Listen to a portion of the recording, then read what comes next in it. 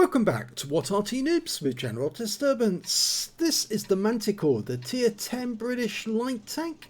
It's located on the south spawn of Redshire, and this one is under the command of the BassmanFromHell. And we're continuing his replays, or his series of replays featuring this tank. Okay, game on. As I mentioned in the previous video, it's a 105mm gun with 390 alpha. With the standard shells, you've got really great penetration of 248mm of armour. With the premium though, it's only 268, so you don't get much of an improvement for using premium ammo. And he's decided he's going to go straight into enemy territory and try and highlight some of the enemy for his teammates to shoot at. And he's gone deep in. Oh, he's found the enemy, Manticore! And he dives out of there quickly before the guy can react. But he's found a whole load of enemy tanks, and his teammates are now responding. He's picking up spotting assists. He's already over 1,000, and he's also found the enemy heavies over on the east side of the map. Now it makes it really difficult for them because they can't really move up if he's around and he's spotting them. But he needs to get into cover quick because I'm pretty sure those enemy heavies aren't going to be too impressed that he's around. But you remember, he does have very good camo. This is one of the...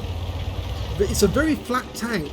Oh my god, he's actually spotted 9 enemy vehicles, so he's potentially got a spotter badge, a scout badge. Well, very difficult to get at tier 10. You have to be almost suicidal to do it. And that 705A wanted to get a piece of him, but he's actually managed to pull back without the 705 getting a juicy morsel. He did take one round for 616, but that was a low roll. And I think he's going to return the favour if that 705 gets too close. Come to Papa. It's just the top of the turret showing so far. That's better. Turret's particularly strong. He wants to get the body if he can. He's indicating the 705 to his teammates. He may actually just hold fire. And, oh, he did hit him. But he wasn't spotted, so he can go back to the bush and do it again. He's decided to be even cheekier and knock this... well, he's not even knocking the tree down. Oh, he is now. Okay, 705 is taking damage. And he puts another round into him. And this time round he spotted an E50, but he was seen, so this time round he has to dive into cover before the enemy reacts. Okay, it doesn't mean to say he can't go back there, because he could do a dipsy-do, turn around, come back. The E50 is following him, and that E50 is very low on hit points, so he senses the potential to get a kill. E50 is just the other side of the bridge. And Mr. E50, come forward. There you go. And he's out the game. Lovely, he's got a kill. That E50 really was kind of suicidal because you don't really want to take on a light tank which has got tremendous camo capabilities. The 705's come forward and he puts a round into him. He didn't get the kill, it was actually the GWE100 who got the kill on him. But now he's managed to dip down because there is a Sheridan a short distance away and he doesn't want the enemy tanks to have a go at him. There's the Sheridan, puts a round into it, 391, a high roll. That long reload comes in. Unfortunately we did lose the Gorilla 15. No, don't ram him, don't ram him. Okay, well he did take some damage, but now he can get a shot into him, and that's him out the game. He actually managed to get some hit points off the Sheridan when he rammed him for 132, but he didn't want to get a full-on ram because that might have hurt him more than it hurt the Sheridan. In actual fact, the Sheridan did damage him more than he damaged the Sheridan, so yeah, it was probably a wise decision to make it a sideswipe instead.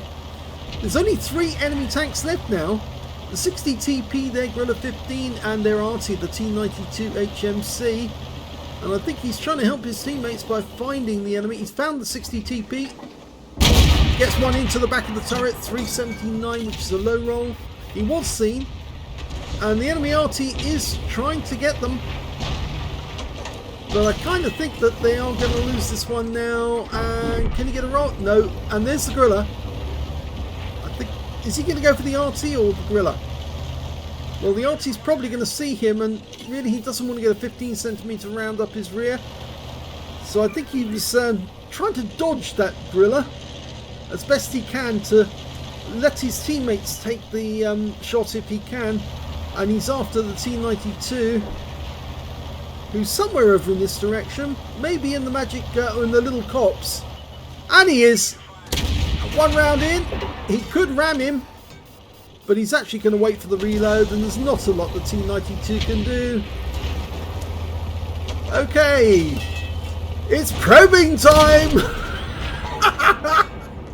Yes, that's a victory.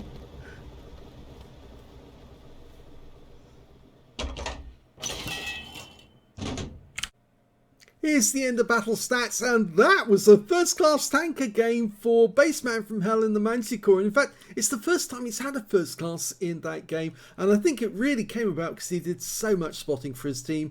He got a spotter badge for spotting at least 1,000, a duelist for taking down 2 tanks who damaged him, a fighter effect for doing more damage than the hit points for his own vehicle, and yes, he did get a scout medal. They're difficult to get at any tier, but yes, he did get it at tier 10. 3,436 was the win rate. That's Super Unicum standard, and it means that he was actually doing more damage in a sense, because you can only get a high win rate with actual damage rather than spotting damage. Let's have a look at team score. Well, we can see that the highest damage in the game was actually done by the E100 on his team with 3,831. The second highest damage was that Gorilla 15 on the enemy team with 3,785. And we can see that Bassman actually ended up with 2,093 hit points. So he wasn't a slouch, but yeah, there was a lot of tanks who were doing a lot of damage in that game. When it came to kills, he actually had the highest number, 3 kills. That's the highest, yes. The E100 TVP, IS7, E100 and CS63 on his team managed to get 2, and only one member of the enemy team managed to get more than 1 kill, and that was the Sheridan that he rammed. And everyone else, I've got 1 or nothing. When it came to base XP, he's got the top in that one as well. Look, 1,099. He's the only one to get over 1,000. 974 went to the E100. 963 went to the TVP T5051. At least I think that's 953. I think maybe, yeah, it's 953. That's right. Yep. Okay, detail report. 9 shots fired, 8 direct hits, 7 penetrations, damage of 2,093 hit points, all of it at close range. 1 hit received, it was a penetration. That was a shot from the 705. Did a lot of damage, but I think he got his own back on that guy in the end. 11 vehicles spotted. That's more than he needed. He only needed 9 to get the scout medal, but he got 11 in the end. 5 enemy vehicles damaged, 3 killed, and 4,042 hit points of spotting assist.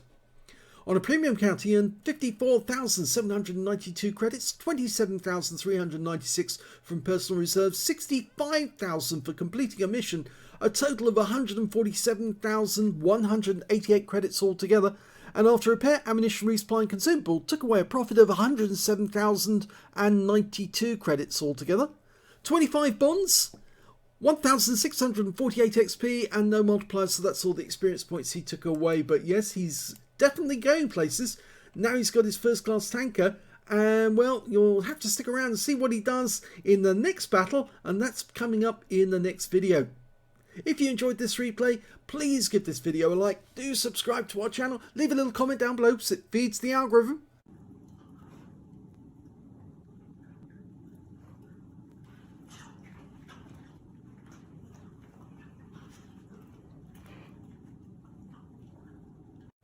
And thank you for watching.